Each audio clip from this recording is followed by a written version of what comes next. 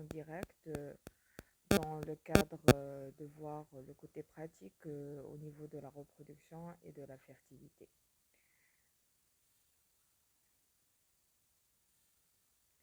Donc, voyons voir un petit rappel, sachant qu'on a déjà vu ça lors du cours. Donc là, quand on parle du spermogramme, à ne pas mélanger avec le spermocytogramme. Donc, d'où la nomination l'indique. Quand on parle du spermogramme, il y a le mot gramme, il y a le spermo. C'est-à-dire, là, on essaie de quantifier quelque chose qui est qualitatif, en quelque sorte, qui est bien sûr l'échantillon spermatique. Comment on peut mettre ça en nombre pour bien sûr juger cette qualité. Donc bien sûr, c'est l'analyse de base du bilan au niveau pour avoir une idée sur l'infertilité masculine. Et bien sûr, c'est la première étape pour avoir une idée majeure sur la qualité spermatique, pour évaluer la qualité spermatique. Donc, bien sûr, à savoir selon les normes, euh, une fois on reçoit l'échantillon, on le met dans les tubes et c'est de 0 jusqu'à 5 minutes. Bien sûr, parce que tout simplement, il y a question voilà, de gagner du temps. Donc, il faut faire très attention. À savoir, il ne faut pas oublier une chose. Quand on parle bien sûr de la spermatogenèse, c'est que les spermatozoïdes sont au niveau testiculaire et ces testicules ils sont à l'extérieur. Et la température de la spermatogenèse, elle est de combien? Elle est de 34-35. Donc bien sûr, une fois on augmente bien sûr cette température, ben, tout simplement ceci, ça impacte la qualité spermatique. Donc bien sûr, quand on va prendre un échantillon et dépasser le temps qu'il le faut au niveau de l'étuve à une température qui est de 37 degrés, bien sûr, ceci, ça va impacter la qualité. Bien sûr, il y a plusieurs débats sur ce sujet et c'est pas vraiment le point essentiel sur lequel on va se baser là-dessus, se focaliser là-dessus lors de cet EP. Mais une autre chose qui est aussi primordiale, là, c'est quelque chose à laquelle on ne fait pas trop attention, à part les FIVistes, c'est la durée de l'abstinence. Là, c'est la première des choses qu'il faut poser comme question aux patients, et c'est-à-dire combien ça a pris du temps pour une fois, la dernière fois, le patient il a éjaculé. Donc, la moyenne, c'est entre 3 jours, 5 jours. Il ne faut pas dépasser normalement cette norme. Sinon, bien sûr, ceci, ça impacte de base la qualité spermatique et on ne va pas être objectif au vrai sens du terme parce qu'il y a déjà un effet qui est de l'abstinence. Donc, un autre point, c'est que le spermogramme, ça commence déjà par une évaluation macroscopique avant d'aller vers l'évaluation microscopique. Quand on parle de l'évaluation macroscopique, il y a déjà l'évaluation de la liquéfaction, c'est l'aspect majeur de macroscopique voilà, du liquide séminal, c'est-à-dire combien ça prend du temps. Est-ce que ça dépasse 20 minutes ou pas? Question de la viscosité, question du volume. Il y a aussi le pH, la coloration, c'est-à-dire la couleur, pas vraiment la coloration, la couleur voilà, de l'échantillon. On va voir par la suite parce que c'est un indice c'est le premier indice qu'on le voit et qui pourra vraiment nous orienter vers plusieurs choses. Et là, il faut absolument sensibiliser les techniciens du laboratoire à propos de ce sujet pour ne pas juste mettre, voilà, c'est une couleur normale, alors que déjà, ça pourra nous donner plusieurs informations avant d'entamer la partie microscopique ou ça pourra, la partie microscopique, être inaperçue alors qu'on a trouvé déjà des indices qui sont majeurs au niveau déjà de l'évaluation macroscopique. Bien sûr, quand on parle de la partie microscopique, il y a la concentration, il y a la vitalité, il y a la mobilité. Et bien sûr, on verra même la possibilité de trouver des leucocytes parce que là, c'est un un indice qu'il y a un problème inflammatoire, une infection, ou, mais le spermocytogramme, c'est-à-dire là, on va se focaliser sur la cellule en soi, il y a le mot cyto, là c'est autre chose. C'est-à-dire ça ne fait pas partie vraiment du spermogramme, mais on va plutôt aller directement vers une focalisation très pointue avec une coloration pour voir bien sûr la morphologie de façon très exacte. Voyons voir, question de couleur parce que j'ai abordé ce sujet et comment ça pourra bien sûr nous orienter. Donc la couleur normale, c'est là où c'est entre le blanc-gris. Bien sûr, ça doit être opaque, translucide. Et l'odeur, c'est chlorine-like. Alors, question, une fois, normalement, c'est très léger. Donc, bien sûr, ceci, ça pourra déjà être un indice que il y a une quantité spermatique, la concentration spermatique, elle est très basse. Quand il y a une certaine turbidité, c'est-à-dire déjà, ça pourra nous donner une idée qu'il y a les leucocytes ou qu'il y a une infection, ou bien sûr ceci, ça pourra nous donner comme indice qu'il faut absolument passer par la culture pour en être sûr de ça. Ben, si c'est ce jaunâtre, soit c'est un problème de vitamine ou encore il y a pas mal de fois voilà un impact question de médicaments. Donc c'est pour cette raison qu'il faut absolument poser ce genre de questions aux patients au premier temps avant la collecte de l'échantillon. Et si l'abstinence il est beaucoup plus de 10 jours et aussi bien sûr s'il y a une contamination voilà avec l'urine. Euh, Quand il y a une coloration rougeâtre, ben ça c'est clair, c'est-à-dire là c'est du sang, ou encore il y a une infection, c'est ce qu'on appelle bien sûr l'hémospermie. Donc là bien sûr, la question majeure qu'on se pose une fois on demande le bilan, est-ce que cet échantillon il est healthy? Est-ce qu'il est sain? Est-ce qu'il est normal? Donc, bien sûr, ça dépend, pour répondre à ça, ça dépend de l'édition, euh, de l'évaluation sur laquelle on se base. Et il y a eu plusieurs éditions. Jusqu'à maintenant, il y a pas mal de laboratoires. Ils travaillent toujours avec l'OMS 2010, c'est-à-dire la cinquième édition. Mais bien sûr, euh, avec quoi on doit absolument travailler, même s'il y a des petites variations, c'est plutôt la dernière édition, la sixième édition de l'OMS 2021.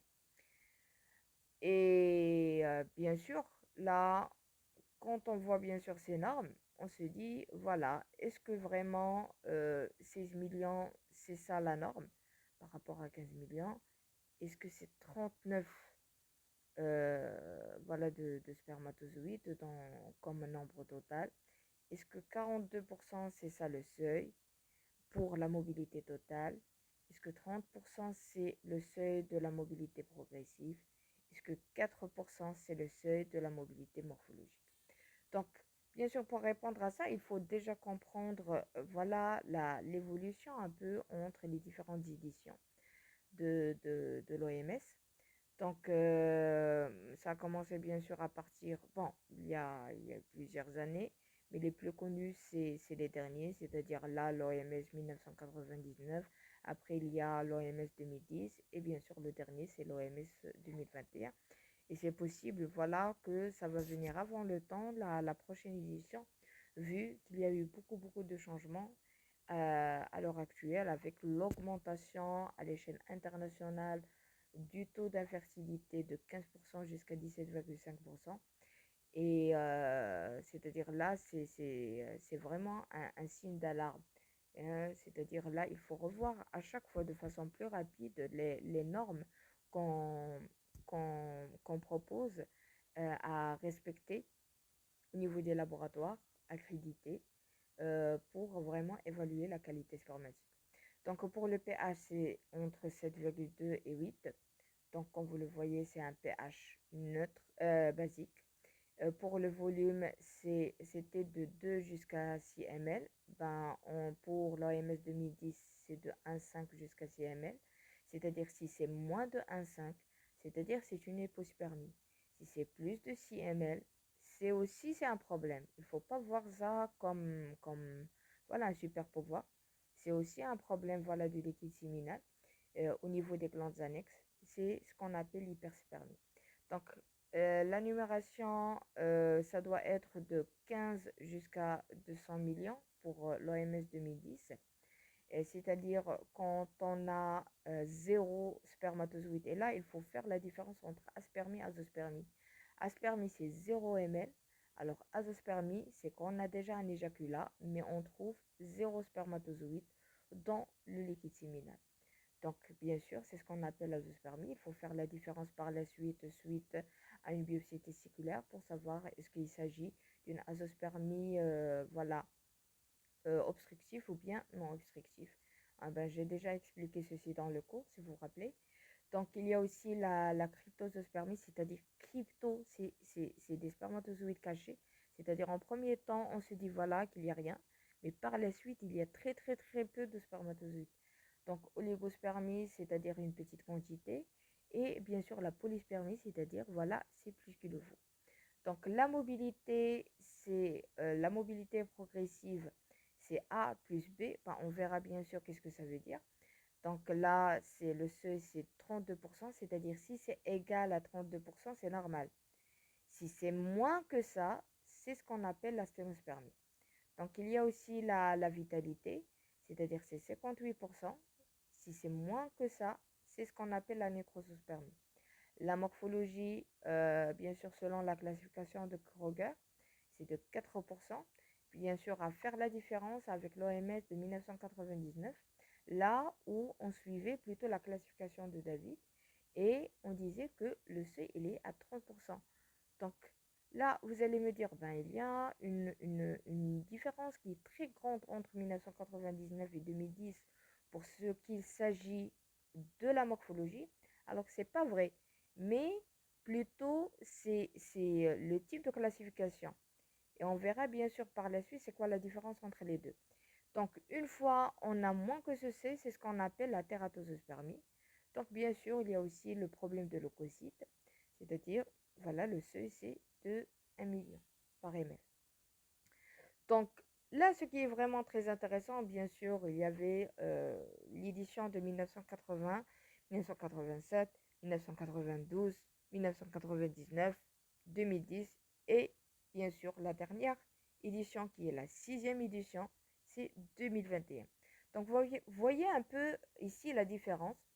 Donc, déjà, ça n'a pas été noté question de volume, on ne donnait pas beaucoup d'intérêt à ça, à savoir qu'on croyait que normalement le seuil du volume c'est juste 2 ml, mais après on a compris que plutôt ça doit être 1,5 et en 2021 c'est plutôt 1,4. C'est-à-dire 1,4 c'est acceptable et c'est-à-dire si c'est moins de 1,4 c'est là où il y a un problème. Donc pour la concentration spermatique, il y a une petite différence entre 2010 et 2021 comme vous le voyez. Il y a 15 millions de spermatozoïdes par ml pour l'édition 2010, c'est-à-dire c'est la 5e édition, et 16 millions de spermatozoïdes par ml pour la dernière édition, qui est bien sûr de 2021. Donc, bien sûr, il faut faire la différence entre la concentration et le nombre total de spermatozoïdes, c'est-à-dire là, il s'agit du calcul du nombre total de spermatozoïdes dans l'échantillon, dans le liquide séminal. Donc, bien sûr, ici, le C, ça n'a pas changé. Il est de 39 millions de spermatozoïdes dans l'échantillon. Donc, il y a aussi, bien sûr, le pourcentage de la mobilité totale qui est de 40 en 2010, 42 pour 2021. La mobilité progressive, elle est de 32%, alors que pour 2021, il est de 30%. Donc, pour la vitalité, ça a été le seuil à 58, alors que 2021, c'est devenu 54. Pour la morphologie, c'est resté la même chose. Donc là, ce sont bien sûr les normes qu'il faut absolument voilà, les maîtriser, c'est-à-dire ceux de l'édition 2010 et aussi de 2021, puisqu'il y en a toujours bien sûr des gens qui travaillent avec 2010. Donc là, euh, à savoir PRNP, qu'est-ce que ça veut dire? Ben, PR, c'est plutôt la mobilité progressive, c'est-à-dire A et B. Non progressif, c'est la mobilité C. Et bien sûr, juste après, on a IM. Qu'est-ce que ça veut dire? Bien sûr, c'est l'immobilité, c'est-à-dire le pourcentage de spermatozoïdes qui sont immobiles. Donc, aussi, bien sûr, il y a par la suite la vitalité, le nombre total de formes et aussi, bien sûr, l'ovocyte. Donc, commençons bien sûr à comprendre comment ça se passe pour l'observation initiée sous microscope après éducation du sperme. Donc, bien sûr, on va mettre 10 microlitres entre lame et lamelle de 22 fois 22 mm avec un grossissement qui fois 200 puis fois 400. Donc, les simulations initiales de la nature du sperme, donc du point de vue de concentration, on va trouver l'oligospermie normale. Est-ce qu'il est polyspermie? Est-ce qu'il est hyper visqueux avec des débris? Donc, deux points de vue aussi mobilité afin de pouvoir de faire une dilution. Donc, s'il y a un problème d'oligospermie, ben, il n'y a pas le besoin. Mais pourquoi on va faire la dilution? On verra. Voilà, quand on a bien sûr un sperme qui est comme ça, est-ce que vous arrivez à faire le comptage ici? Ben non. Donc du coup, bien sûr, ceci, ça nécessite absolument de faire la dilution. Donc là, je vous montre plutôt le cas là où vous avez un spermogramme réduit, alors que de l'autre côté, un spermogramme normal. Donc bien sûr, ceci, quand on a déjà une oligospermie dès la première vue, ben, ça ne nécessite pas une dilution. On n'a pas besoin de ça. Alors, si c'est normal, ben, il faut absolument faire la dilution. Donc, bien sûr, à savoir que quand on fait bien sûr le calcul de la concentration, on fait avant traitement et après traitement. Donc, bien sûr, ça diffère. Et le traitement déjà, le choix de traitement spermatique, ça dépend aussi bien sûr de la qualité spermatique en soi. C'est-à-dire, voilà, si c'est tout à fait normal, il n'y a aucun problème à propos de ça, ben, on fait du simple washing, c'est-à-dire, voilà, un lavage simple. Si, voilà, il y a une altération qui est faible, modérée, voilà, on fait bien sûr du SWIMAP, comme vous le voyez, d'où le nom l'indique, c'est-à-dire le plus important, c'est de laisser les spermatozoïdes nager à un angle de 45 degrés. Donc, bien sûr, les spermatozoïdes mobiles, ce sont ceux qui vont aller vers le haut, comme vous le voyez. Donc, pour question de gradient, donc là, il faut faire très attention, c'est que, bien sûr, ce qu'on met en premier, c'est la phase qui a la plus grande concentration, 90. Ben, ça dépend bien sûr des dilutions que vous choisissez. Pour question, voilà, de la solution, ça peut être à base de percol, de ficol, ou voilà, il y a normalement des solutions qui sont commercialisées, que vous trouvez au niveau du laboratoire. Le plus connu, voilà, je ne vais pas faire la pub, mais bien sûr, ils ont presque la même base. Parce que le plus important, c'est qu'il y a un système de filtration qui va se passer à travers, bien sûr, ce gradient. Donc déjà, ça s'appelle DGC, c'est-à-dire c'est en fonction du gradient de densité qui est de façon discontinue. Donc là, on peut avoir 90%, 45%, 80, 40, 75, 70%, 35. Donc, c'est-à-dire à chaque fois, on fait la moitié pour la deuxième phase.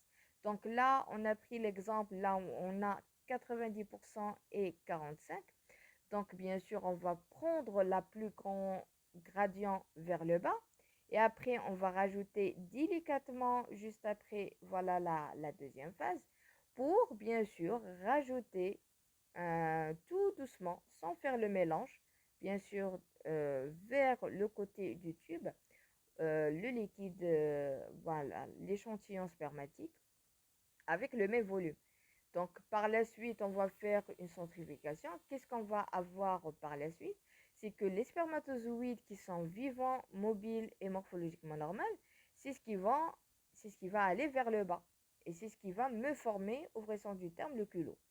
Donc, bien sûr, juste après, dans la partie là où il y a le 45, c'est-à-dire là, on va trouver plutôt les spermatozoïdes qui ne sont pas mobiles et qui sont anormaux. Donc, juste après, on va trouver les débris.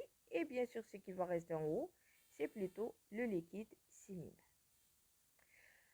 Donc, pour question de la numération des spermatozoïdes, bien sûr, ça dépend question de la dilution, qui doit se faire absolument dans un liquide qui est approprié.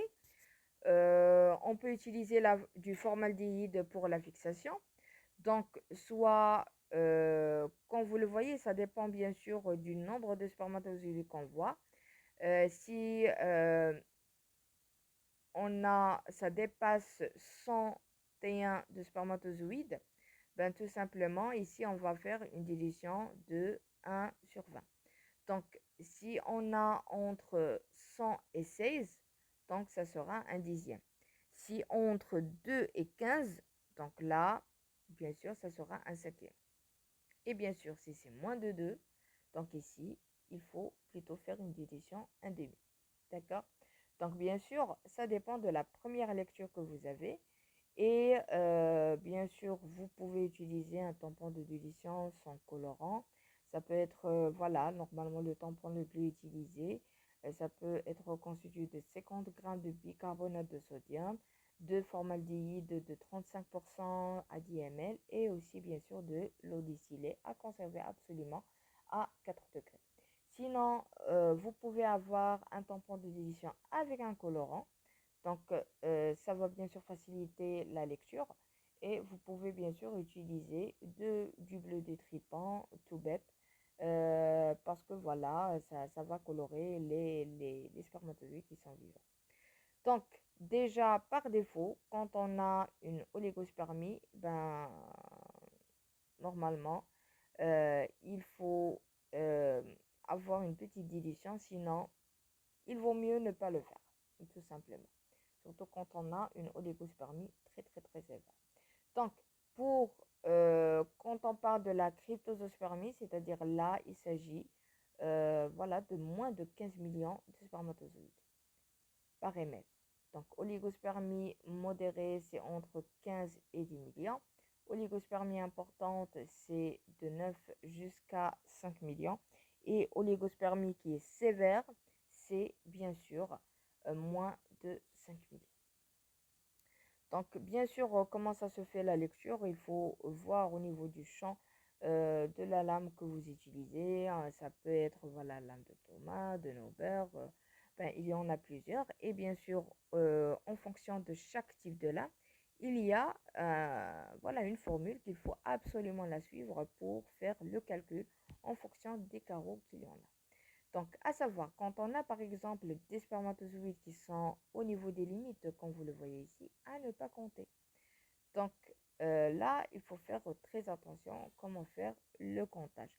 Donc là, comme vous le voyez, ben, c'est pour les gens qui ont déjà fait le, le counting au niveau, que ce soit pour les globules rouges, que ce soit même pour les leucocytes, ben, c'est le même principe, à savoir quand on va faire le comptage des leucocytes, il faut plutôt faire le comptage au niveau de ces carreaux verts.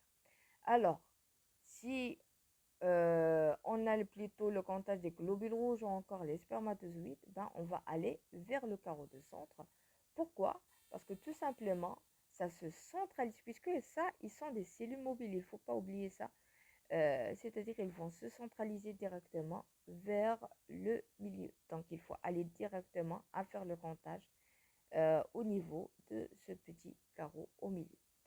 Donc, bien sûr, selon la dernière édition, il y a eu bien sûr tout un débat à propos de ça. Euh, Normalement, juste après, il y a eu l'installation de la lame de Macler qui ne nécessite même pas la dilution, c'est une très bonne chose. Mais selon la dernière édition de l'OMS 2021, ben, ça a recommandé le fait d'utiliser voilà, le Nober Improved Nober, qui est beaucoup mieux par rapport à Maclair parce que tout simplement, ça nous donne beaucoup plus de précision. Donc, voyons voir un peu la mobilité. Donc, comme vous le savez, on a déjà discuté de ça. Ben, il y a quatre types de qualité. Donc, bien sûr, ça dépend de type de la mobilité au vrai sens du terme. Donc, bien sûr, quand ça dépasse une vitesse de 25 mcm par seconde, donc là, avec une certaine mobilité linéaire et fléchante qui est hyper rapide, c'est ce qu'on appelle la mobilité A, comme vous le voyez ici. Donc, quand c'est pas linéaire, c'est-à-dire avec des petits zigzags, donc là, c'est beaucoup moins de 25 mcm par seconde. Donc ici, bien sûr, c'est la mobilité B. Donc A et B, ce sont bien sûr deux mobilités progressives, c'est-à-dire on se déplace du point A vers le point B.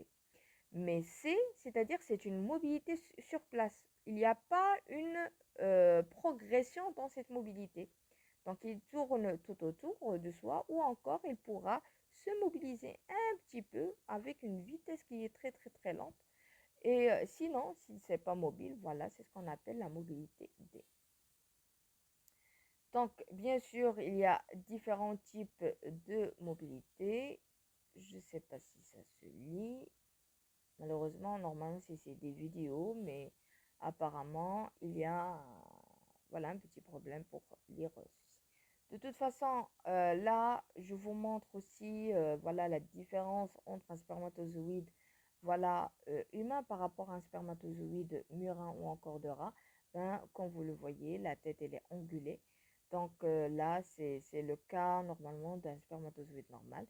Alors que une fois on a l'effet de la température sur place, ça fait en sorte d'activer les mitochondries au niveau de la pièce intermédiaire avec une signalisation classique. C'est ce qui fait en sorte d'avoir un système d'hyperactivation au niveau voilà, spermatique. Et ce n'est pas dû au spermatozoïde en soi, mais plutôt voilà, de l'effet de la température. C'est pour cette raison qu'il faut faire attention à l'effet, bien sûr, de la température.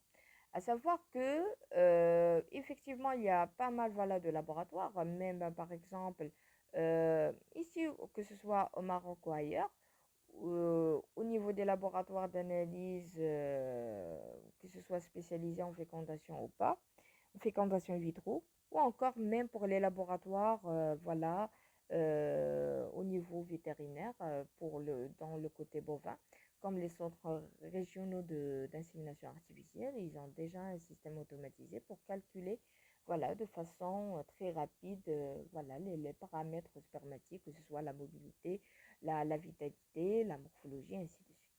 Donc, bien sûr, ce qui est très intéressant, c'est qu'avec un tel système automatisé, là, on utilise bien sûr des systèmes de machine learning. Donc, ici, c'est très intéressant de voir au-delà des paramètres qui sont tout à fait conventionnels, mais de voir en profondeur les paramètres qui sont fonctionnels pointus, comme les paramètres kinématiques, qui vont nous donner en détail la mobilité, aussi bien sûr les paramètres morphométriques pour avoir une idée très précise voilà, de la morphologie spermatique. Donc, voyons voir pour question de la vitalité des spermatozoïdes, là où ça nécessite bien sûr une coloration à base d'iosine-lyrosine. Donc, l'iosine, c'est ce qui va donner la coloration rougeâtre. Donc là, c'est aussi simple que ça. On va prendre 10 microlitres voilà, du colorant à mettre au niveau voilà, de l'échantillon spermatique entre l'âme et lamelle. Et on va attendre un certain temps. C'est-à-dire, voilà, on peut ça se fixe rapidement. Et à savoir que les spermatozoïdes qui vont être colorés, ce sont les spermatozoïdes noirs. Pour ne pas mélanger les choses, là c'est quelque chose déjà, on a vu en histologie en première année, c'est que bien sûr l'iosine, ça colore plutôt le cytoplasme. Mais comme vous le savez très bien, les spermatozoïdes, ils enlèvent déjà le reste cytoplasmique, il n'y a pas du cytoplasme. Donc du coup, si on va trouver la coloration rougeâtre, ça veut dire que absolument, il y a une dégradation d'ADN, c'est ce qui fait en sorte voilà, d'avoir une coloration directement une perméabilité à la coloration au niveau de la partie nucléaire. Et bien sûr, voilà, la coloration s'incorpore dans les lysosomes. Donc, là, je vous donne déjà un exemple, comme vous le voyez. Donc, ici, c'est un spermatozoïde qui est mort, puisqu'il est coloré. Alors que celui-là, vous voyez un peu la différence. Donc, ici, c'est plutôt un spermatozoïde qui est vivant. Pour côté spermocytogramme, c'est-à-dire là, on va étudier la morphologie des spermatozoïdes, ben, on peut avoir plusieurs voilà, colorations ou encore on peut se baser sur plusieurs classifications selon bien sûr les différentes éditions de l'Organisation mondiale de la santé de l'OMS. Donc, bien sûr, le plus important, c'est de ressortir l'indice de la tératospermie, c'est TZI. Donc, ici, on va voir les différents types d'anomalies, c'est-à-dire anomalies de tête, de pièces intermédiaires, de pièces principales. Pièces principales, c'est-à-dire le flagelle. Et bien sûr, le reste cytoplasmique, là, on le classe comme anomalie à part et on ne va pas le classer comme une partie d'anomalie de la pièce intermédiaire. Donc, bien sûr, pour ceci, on verra le pourcentage, combien il y a de nombre de spermatozoïdes qui vont être observés. Et on va calculer combien il y a de spermatozoïdes qui sont typiques ou encore atypiques. Donc, je vous donne ici les différentes techniques qui existent déjà pour la coloration des spermatozoïdes. On peut avoir voilà, la coloration de Papanicolaou, c'est qui est une fixation avec une coloration qui va durer de 35 jusqu'à 40 minutes, ou encore la coloration short, qui est voilà, une fixation avec une coloration qui est beaucoup moins courte, de 35 minutes. Ben, il n'y a pas une très grande différence. Ben, je vous ai montré ici juste l'allure des deux. Donc, quand c'est violacé, c'est plutôt la première coloration. Quand c'est plutôt verdâtre, voilà, c'est la deuxième coloration. Donc, l'avantage inconvénient, ben, ça donne bien sûr des images excellentes avec peu de coloration résiduelle de fond. Et bien sûr, ça ne demande pas vraiment beaucoup de pratique et aussi ça pourra être vraiment facilement automatisé. Donc ici, je vous ai donné plutôt le protocole le plus utilisé au niveau des laboratoires avec la coloration short. Donc, comme vous le voyez, on commence en premier temps après le traitement spermatique, etc. Donc, on va bien sûr fixer l'échantillon en ajoutant bien sûr la solution de fixation qui est l'alcool d'éthanol à 96 degrés. Et bien sûr, on va faire le lavage. Après, on va plutôt ajouter la solution d'hématoxyline. Et on va attendre bien sûr pendant 10 minutes pour laisser sécher les lames. Et après, voilà, on va voir la solution ammoniac-éthanol. Là, on va faire bien sûr le lavage et rajouter le dernier colorant qui va durer 3 jusqu'à 5 minutes. Et bien sûr, passer aussi par le lavage. Et là, je vous donne plutôt comment ça se passe de façon générale entre les différentes étapes voilà, du spermogramme, spermocytogramme. On a la question de la concentration, la mobilité, vitalité pour le spermogramme et bien sûr vers la fin, on a la question de morphologie. Donc, comme vous le voyez, suite à la coloration, donc le spermocytogramme, ça pourra nous donner une certaine différenciation entre les différentes anomalies. Donc, comme vous le voyez ici, c'est pas tout à fait normal. Quand vous voyez question de la forme de la tête, déjà il y a un problème aussi au niveau de la pièce intermédiaire et bien sûr deux flagelles à la fois. Donc ici, la tête elle est sous forme de poire avec aussi bien sûr un problème de la pièce intermédiaire. Ça c'est angulé et avec des vacuoles au niveau de la tête. Là aussi, il y a un problème. Là, c'est plutôt une tête allongée. Là, il y a un problème au niveau de la pièce intermédiaire presque absente. Là, c'est la macrocéphalie comme vous le voyez. Et ainsi de suite. Donc, on peut avoir voilà, plusieurs anomalies à la fois.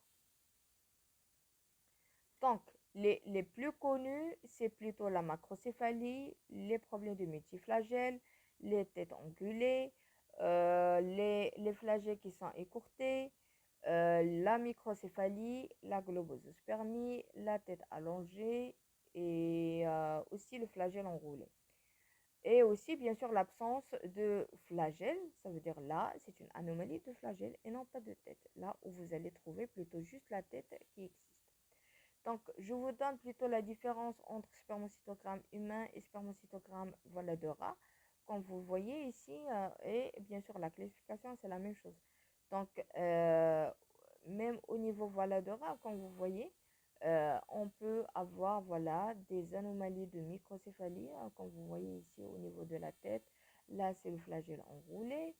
Euh, et là où il y a un problème, voilà, au niveau de la pièce intermédiaire, et ainsi de suite. Donc, le A, c'est plutôt, voilà, le spermatozoïde normal. Donc, quand vous n'avez pas ce genre, voilà, de spermatozoïde, vous comprenez, voilà, que c'est une anomalie. Donc, ici, c'est plutôt au niveau humain, comme vous le voyez. Donc, il y a une différence entre les deux, surtout au niveau, voilà, de la forme de la tête, qui est ici ovale, par rapport ici, là, on a une certaine ondulation vers l'avant. Donc, je vous donne ici plusieurs types, à savoir, là, le plus important, c'est que j'essaie bien sûr de pointer le reste cytoplasmique. Hein. Maintenant, vous comprenez pourquoi on l'a classé bien avant au niveau voilà, des anomalies qui font partie de la pièce intermédiaire. Et par la suite, on a compris, voilà, de point de vue physiopathologique, c'est autre chose, ça n'a rien à voir. C'est là où normalement au cours de la spermatogenèse, il y a une certaine résistance et pas assez d'enzymes pour bien sûr enlever le reste cytoplasmique. Donc, pour faire les différents classements, on se base pour question de la tête sur les dimensions, la base, l'acrosome, la vacuole, la pièce intermédiaire, comment elle est implantée et l'épaisseur, la pièce principale, c'est-à-dire le flagelle, sur les dimensions, la linéarité, et bien sûr vers la fin, sur le reste cytoplasmique, est-ce que c'est présent ou absent. Donc, là, je vous donne ici plusieurs exemples. Par exemple, ici, il y a un petit problème au niveau de l'acrosome.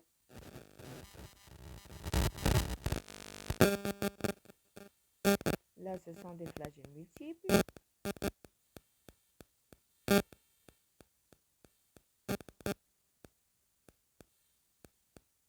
Là, c'est un tableau récapitulatif selon la classification de David qui a été revu par Auger. Euh, et bien sûr, comme vous le voyez ici, que le reste cytoplasmique, ça fait partie normalement des anomalies de la pièce intermédiaire. C'est ça la différence entre les deux classifications.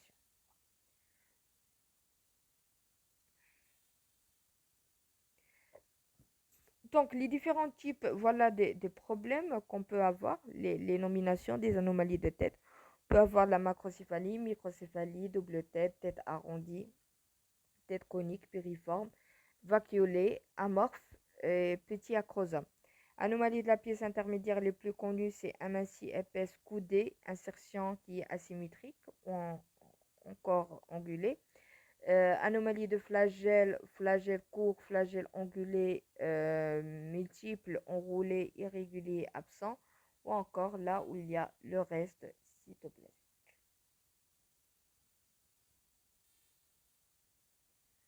Donc là, bien sûr, suite au spermocytogramme, il faut absolument calculer l'indice de la tératosospermie, c'est-à-dire le TZI. On se base sur la sommation voilà, des différents types d'anomalies, c'est-à-dire les classes A, B et C et D, c'est-à-dire les anomalies de tête de pièce intermédiaire principale et le reste cytoplasmique. Et on va bien sûr diviser par les différents spermatozoïdes atypiques. Il ne faut pas mélanger, s'il vous plaît, à mettre la somme des spermatozoïdes typiques.